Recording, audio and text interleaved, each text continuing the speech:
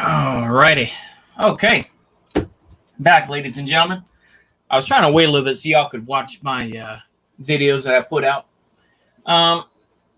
Before luckily there wasn't too much happened other than than Eastern Oklahoma being exempt from at least state taxes and from being able to reverse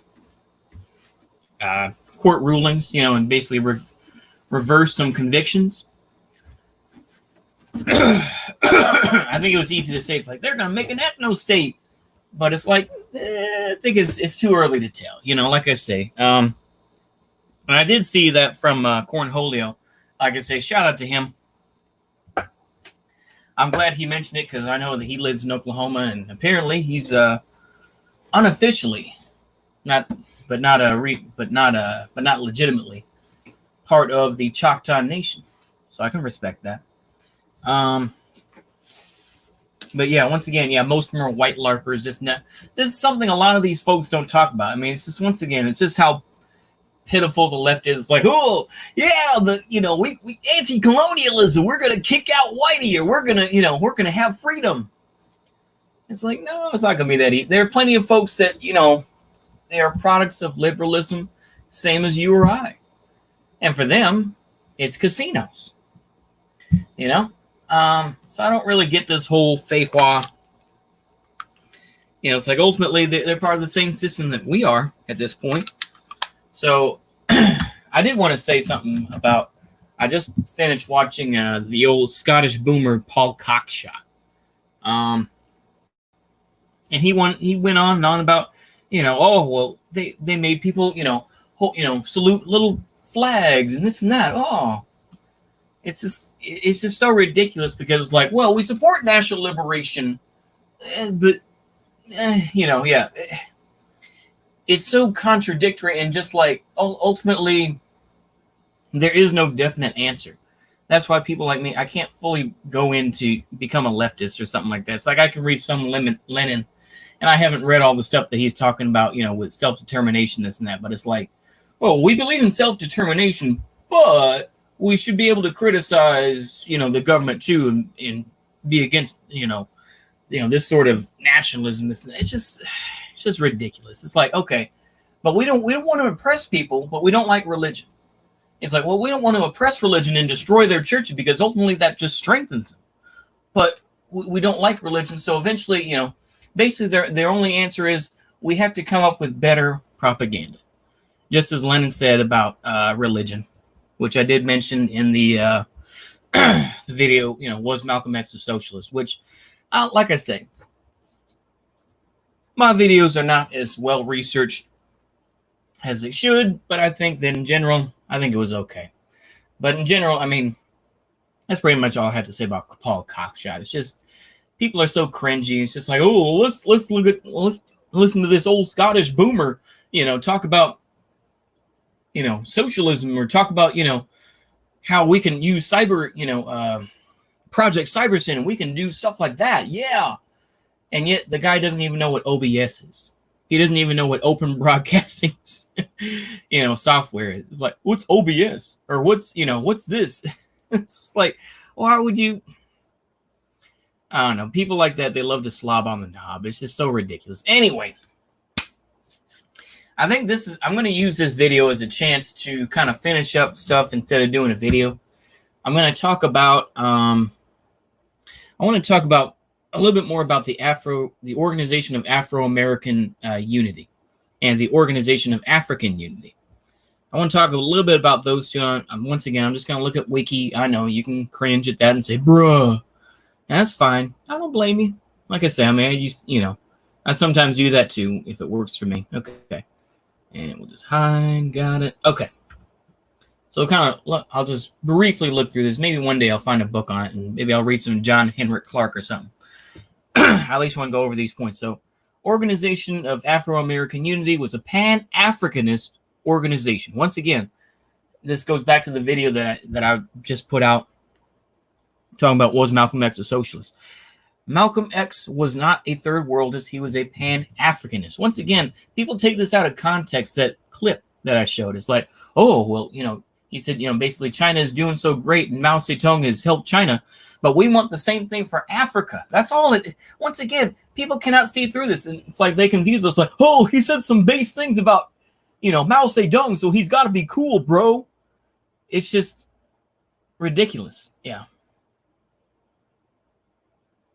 I just, once again, let me see here. Hold on. I'm going to go ahead and do this. Yeah, John Henrik Clarke once stated that in an interview that he was involved in Marxism for a felt time, but felt no connection to it. Considering it Johnny-come-latelys and moved on to something else, I agree he would probably be considered a reactionary. Not sure if that label would also apply to Dr. Amos Wilson, considering one of his lectures covered black-on-black violence. Oh, okay. Let's see. Was Amos Wilson involved? Oh, okay. I don't remember mentioning Amos Wilson. I think I've heard of Amos Wilson. I can't remember offhand, but yeah. Islam is cool. If everyone was part of the same religion, there would be less contradictions. Islam is is a good job of resisting native effects of enlightenment. Christianity has lost any sense. Yeah. Like I say, yeah. And Mkazen, yeah. Felt no connection. Yeah, I would agree he would probably be considered a reactionary. Not sure if the label would apply to Dr. Amos Wilson. Who is Dr. Amos Wilson? Maybe I've heard of that name. I can't think of it. Let me see. Dr. Amos Wilson. Okay. Oh, okay. Huh. I vaguely remember this, but yeah. Okay. Okay. I'll go briefly over this here. I want to kind of knock out these points right quick here, but yeah. Okay. So I'm going to look at the basic unity program here. So he says restoration.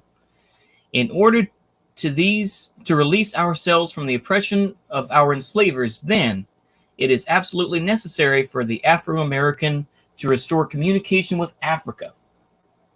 Pan-Africanism. This is, once again, I didn't really say this specifically in the video. I think I kind of dabbled over and kind of mushed it in. But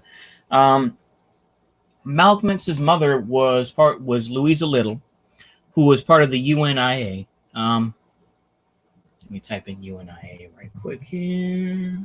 Yeah. Universal Inward Improvement Association and African Communities League. It was kind of, I think it was more liberal than anything else. It wasn't specifically about any sort of deeper understanding. But I think that, like I say, once again, that's what he was a part of. Is that he was part of that legacy. So this idea, once again, it's like, I don't see why they still call Malcolm X a socialist. It's like, no, he was a Pan-Africanist. He wanted freedom for black people.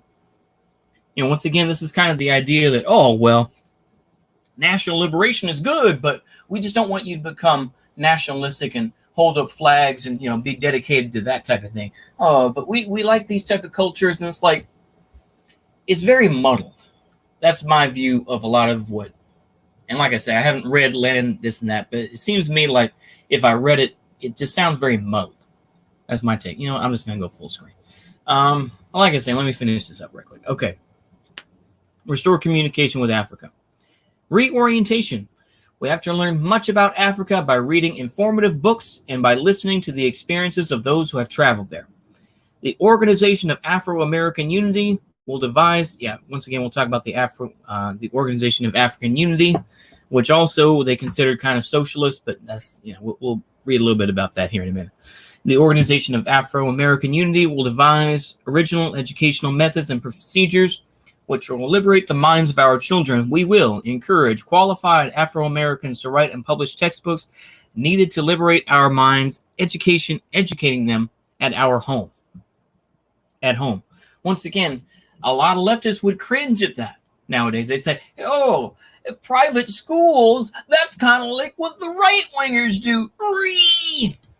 So a lot of white leftists would be mad as hell about this. Economic security. After the Emancipation Proclamation, it was realized that the Afro-American constituted the largest homogeneous ethnic group with a common origin. There's a lot of stuff that people would consider reactionary. I don't have a problem with it. I'm just saying is that other people what I've heard from a lot of these, maybe it's just cringy bread tubers, but even I'm sure some legitimate leftists would be angry at this language to a point. But yeah. Anyway, ethnic group with a common origin and common group experience in the United States, and if allowed to exercise economic or political freedom, would in a short period of time own this country. We must establish a technician bank. We must do this so that the newly independent nations of Africa can turn to us, who are their brothers, for the technicians they will need now and in the future. Self-defense, in order to, and once again, this kind of goes to the idea of vanguardism and kind of the the army of peasants and revolutionaries, which is what Lenin talked about. In order to enslave the people and keep them subjugated, their right to self-defense must be denied. We encourage the Afro-Americans to defend themselves against the wanton attacks of racist aggressors whose sole aim is to deny us the guarantee of United Nations Charter of Human Rights and the Constitution of the United States. Basically push for black control of every aspect of the black community. At the founding rally, Malcolm X stated that the organization's principal concern was the human rights of blacks. He didn't say anything else about anyone else, because obviously this is the 1960s, yeah. But would also focus on voter registration, school boycotts, rent strikes, housing rehabilitation. In Cairo, okay. If white people could join, yeah, definitely not. Then he added, if John Brown were still alive, we might accept him. Yeah, I don't care about John Brown. He killed an innocent freedman as well, but I know that no one likes to talk about that. And of course, the organization collapsed not too long afterwards. Same type of thing with the Muslim Mosque Incorporated. After Malcolm X's assassination in February 1965, it collapsed, pretty much. And a lot of the folks that were ex-Nation of Islam who had helped start this organization kind of just went their own separate ways and continued to, preach this idea. But anyway, so I talked about that. I'll go ahead and talk a little bit about I've heard about the OAU, the Organization of African Unity. I've heard little bits about it, and I've seen some threads on Twitter. I know, cringe, but still, okay. Gambian historian, they talk about, Pan-Africanism and Gambian nationalists. Barely 75 years. It aims to coordinate and intensely the cooperation of African states in order to achieve a better life for the people of Africa, to defend the sovereignty, territorial integrity, and independence of African states, eradication of all forms of colonialism and white minority rule. South Africa, Angola. Ensure that all Africans enjoyed human rights. All Africans. Once again, this is the whole type of thing that I always have a problem with. Yeah, the USA and USSR intervene in post-colonial Africa in pursuit of their own objectives.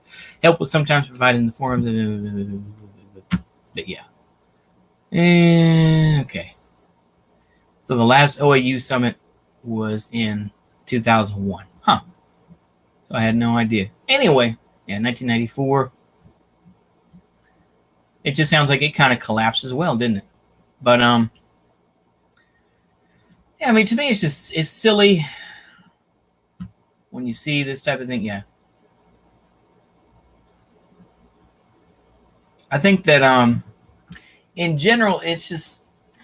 Let me go ahead and I'll just remove that. Okay, let's go back to normal here. So, like I say, this is just kind of the way these things are. Is that you get a lot of these mental gymnastics about, well, we support national liberation, but we don't want you to go too far and become reactionary and start, supporting the church or something like that. We don't like that either. It's just, like I say, it's muddled. That's why I could never fully become, a Marxist-Leninist or something like that. Because it's like, oh, well, you don't like religion, but you don't want to criticize, you don't want to become an anti-theist and start destroying churches. You just want to make them into museums or something like that. These are constantly at odds, basically. These are two forces that are just at odds. It's like, well, we support your self-determination, and, it may be involved with the church and stuff like that, or, Islam, but it's like, Islam is reactionary. It's just, I can't make sense. I'm sorry. I'm sounding like that, but it's just so ridiculous when I hear things like this. I really try to understand this type of stuff, and it's just you have to do these gymnastics of it. And I'm gonna be I'm gonna be making some real controversial videos coming up. I've got 2 videos. I think I'll upload them tomorrow after hopefully I'll probably leave here pretty soon and do at least a little bit of at least read a little bit more of the book Nakam. Let me see here. Or Jewish Avengers. I think I have it saved.